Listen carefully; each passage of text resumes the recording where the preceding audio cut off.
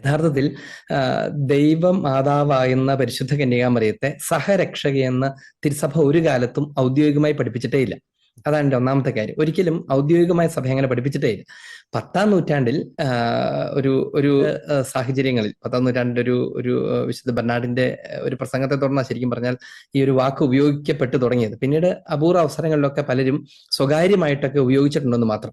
Even മാർപ്പാപ്പമാർ പോലും, അപൂർവം ചില മാർപ്പാപ്പമാർ, പ്രത്യേകിച്ച് ജോൺ പോൾ രണ്ടാമൻ മാർപ്പാപ്പയാണ് ഒരു 6-7 പ്രാവശ്യം എന്ന് തന്നെ ഡോക്യുമെന്റിൽ തന്നെ പറയുന്നത് പോലെ സഹരക്ഷക എന്ന വാക്ക് ഉപയോഗിച്ചിട്ടുള്ളത്.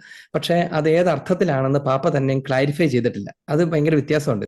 സഹരക്ഷക എന്ന് വിളിക്കപ്പെടാൻ മാത്രം ഈശോ മിശിഹായുടെ രക്ഷണീയ കർമ്മത്തിന് ഒരു കുറവുണ്ടായിരുന്നില്ല എന്നാണ്. എന്ന് വെച്ചാൽ ഈശോ മിശിഹായിലൂടെയുള്ള രക്ഷ, മിശിഹായിലൂടെ നമുക്ക് നൽകപ്പെടുന്ന രക്ഷ, അത് അതിൽ തന്നെ പൂർണ്ണമാണ് എന്നാണ്. അല്പമെങ്കിലും കുറവുണ്ടെങ്കിലാണ്, അല്ലെങ്കിൽ അതിനെന്തെങ്കിലും പരിമിതി ഉണ്ടെങ്കിലാണ് ഒരാളുടെ സഹായം ആവശ്യമായിട്ട് വരുന്നത്. മറ്റാരുടെയും സഹായം ആവശ്യമില്ലാത്ത രക്ഷകനാണ് അവിടുന്ന് എന്ന് തന്നെയാണ് എല്ലാ കാലഘട്ടത്തിലും കത്തോലിക്ക സഭയുടെ ബോധ്യവും പ്രബോധനവും എപ്പോഴും അങ്ങനെ തന്നെയാണ്.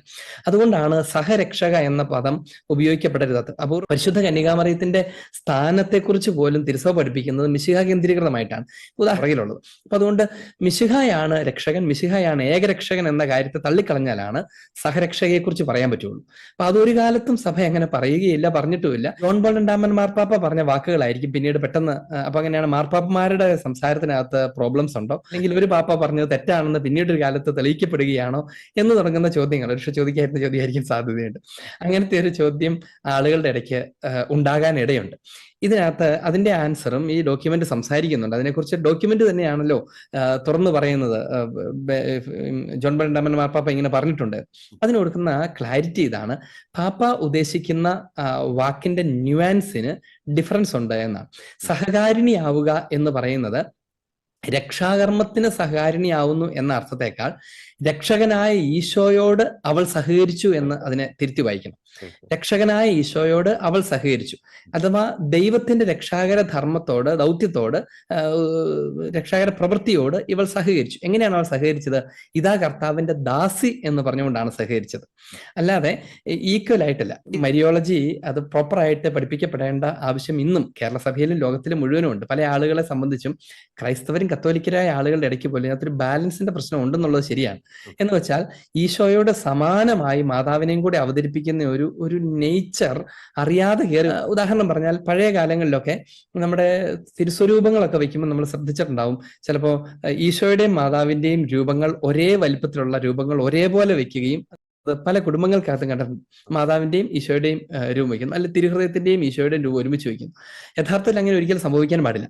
ഈശോയുടെ പ്രാധാന്യം, യുണീക്ക്നെസ്, പ്രൈമസി, അതിനെ കളങ്കപ്പെടുന്ന തരത്തിലുള്ള ഒരു ചെറിയ സൂചന പോലും നമ്മുടെ ഭാഗത്തുനിന്ന് ഉണ്ടാകാൻ, വിശ്വാസ പ്രവർത്തനങ്ങളുടെ ഭാഗത്തുനിന്ന് ഉണ്ടാകാൻ പാടില്ല. ഇപ്പൊ തിരുനാൾ ആഘോഷിക്കുന്നു, മാതാവിന്റെ തിരുനാളുകൾ മിശിഹായുടെ തിരുനാളുകളെക്കാൾ കൂടുതലായിട്ട് ആചരിച്ചുകൂടാ. ഇപ്പൊ ടോക്ക് നടക്കുന്നു, ഒരു ധ്യാനത്തിൽ ടോക്കുകൾ, മാതാവിനെ കുറിച്ച് ഈശോയെ കുറിച്ചുള്ളതിനേക്കാൾ കൂടുതൽ ടോക്കുകൾ ഉണ്ടാകാൻ പാടില്ല, കൂടുതൽ എംഫസിസ് ഉണ്ടാകാൻ പാടില്ല. ഇതെല്ലാ കാലത്തെയും തിരുസഭയുടെ ആഗ്രഹവും സ്വപ്നവും പ്രബോധനവും തന്നെയാണ്. അതിനെയാണ് ഒന്നുകൂടി ഒന്ന് ആവർത്തിച്ച് പറയുകയൊക്കെ ചെയ്യുന്നത് എന്നാണ് ആദ്യം പറയാവുന്നത്.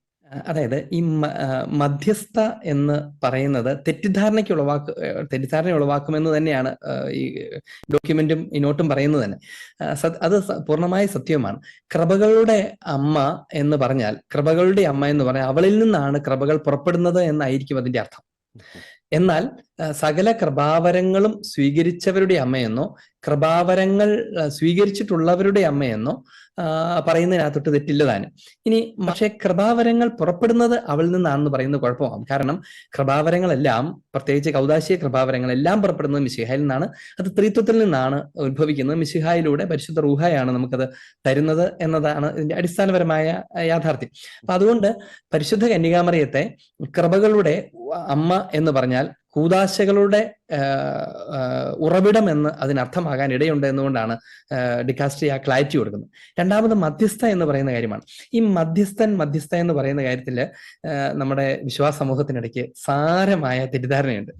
അത് ഒരുപക്ഷെ ഈ പ്രൊട്ടസ്റ്റന്റ് ഗ്രൂപ്പുകളിൽ നിന്ന് ഇങ്ങനത്തെ ഒരു ചോദ്യം വരും: ഏക മധ്യസ്ഥൻ മിശിഹായാണ് എന്നിരിക്കെ നിങ്ങൾ എങ്ങനെയാണ് ഈ വിശുദ്ധരെ മധ്യസ്ഥരായി കണക്കാക്കുന്നത്, മാതാവിനെ മധ്യസ്ഥരായി കണക്കാക്കുന്നത് എന്നൊക്കെയാണ്. മധ്യസ്ഥ എന്ന വാക്ക് ഇൻഡിപെൻഡന്റ് ആയിട്ട് ഉപയോഗിച്ചാൽ അത് പ്രശ്നമാണ്. ആരെക്കുറിച്ച് ഉപയോഗിച്ചാലും അത് പ്രശ്നമാണ്. ആ വാക്ക് ഈശോയ്ക്ക് മിശിഹായ്ക്ക് മാത്രം കൊടുക്കേണ്ടതാണ്. ഇത് രണ്ട് അർത്ഥത്തിലാണ് ഉപയോഗിക്കപ്പെടുന്നത്. ഈ മീഡിയേറ്റർ എന്ന് പറയുന്നത് രണ്ടർത്ഥത്തിലാണ് ഉപയോഗിക്കപ്പെടുന്നത്. ഈശോയെക്കുറിച്ച് മീഡിയേറ്റർ എന്ന് പറയുന്നത് അത് ഏതർത്ഥത്തിലാണെന്ന് ചോദിച്ചാൽ ഇങ്ങനെ പറയണം. ദൈവത്തെക്കുറിച്ച് ഓർക്കുക. ദൈവം സ്വർഗസ്ഥനായ ദൈവമായിരിക്കുന്ന, അസ്തിത്വത്തിൽ പൂർണ്ണമായും ദൈവമായിരിക്കുന്ന അവിടുന്ന്. നമ്മളെക്കുറിച്ച് ഓർക്കുക. നമ്മൾ മനുഷ്യരാണ്. നമ്മൾ പൂർണ്ണമായും മനുഷ്യനാണ്. നമ്മൾ ദൈവമല്ല, ദൈവം മനുഷ്യനുമല്ല.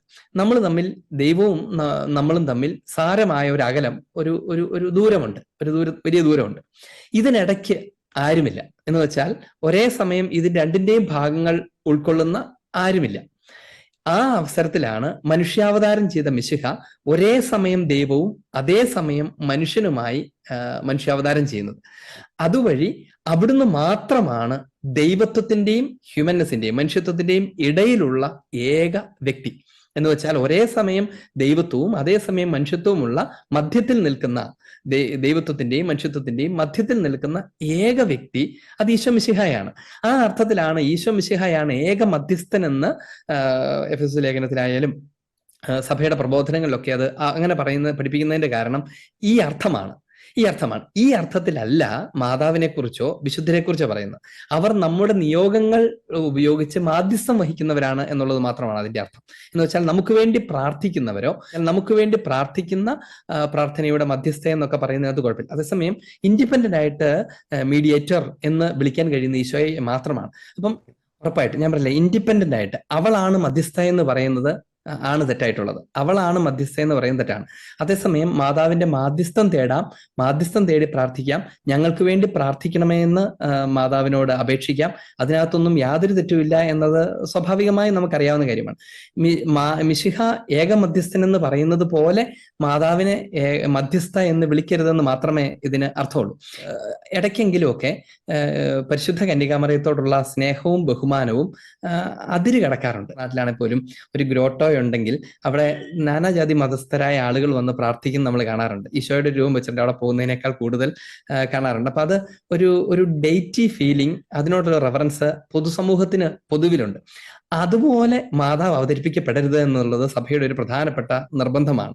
ഒരു ദേവതയെ പോലെയോ അല്ലെങ്കിൽ ഒരു ഫീമെയിൽ ഗോഡിനെ പോലെയോ ഈശോ അതിന് പാരലായിട്ട് നമ്മുടെ വിഷമങ്ങളൊക്കെ മനസ്സിലാക്കാൻ പറ്റുന്ന ഒരു ഫീമെയിൽ പാർട്ട് എന്നുള്ള അർത്ഥത്തിലൊന്നും മാതാവ് ഒരിക്കലും അവതരിപ്പിക്കപ്പെടരുത് എന്നുള്ളത് സഭയുടെ എല്ലാ കാലത്തെയും നിർബന്ധമാണ്. ചിലപ്പോഴെങ്കിലുമൊക്കെ ചില സാഹചര്യങ്ങളിലെങ്കിലും മാതാവിനെ ദൈവത്തോടൊപ്പം എന്നതുപോലെ അവതരിപ്പിക്കാനുള്ള ഒരു ചെറിയ ചായ്വുകളൊക്കെ കാണാറുണ്ട് എന്നതും ഈ ഡോക്യുമെന്റിന്റെ പശ്ചാത്തലമാണ്. അതൊരു യാഥാർത്ഥ്യമാണ്. അപ്പൊ അതുകൊണ്ട് നമ്മളൊക്കെ ചെയ്യേണ്ടത് എന്താണെന്ന് വെച്ച് കഴിഞ്ഞാൽ എല്ലാ സാഹചര്യങ്ങളിലും മിശിഹ കേന്ദ്രീകൃതമായി മാത്രം മാതാവിനെ കുറിച്ച് സംസാരിക്കുക. അതാണ് മാതാവിന് പ്രീതിയുള്ളത്. മാതാവ് ഏറ്റവും കൂടുതൽ ആഗ്രഹിക്കുന്നതും അതാണ്. മാതാവ് ഒരിക്കലും ഈശോയുടെ മുകളിൽ കടന്നു നിൽക്കാൻ ആഗ്രഹിക്കുകയില്ല. പകരം കർത്താവിന്റെ ദാസി തന്നെ ആയിരിക്കാനാണ് മാതാവ് എപ്പോഴും ആഗ്രഹിക്കുന്നത്. അത് കടന്നുള്ള സ്നേഹപ്രകടനങ്ങൾ മാതാവിനെ സന്തോഷിപ്പിക്കുമെന്ന് കരുതുന്നത് തെറ്റാണ്.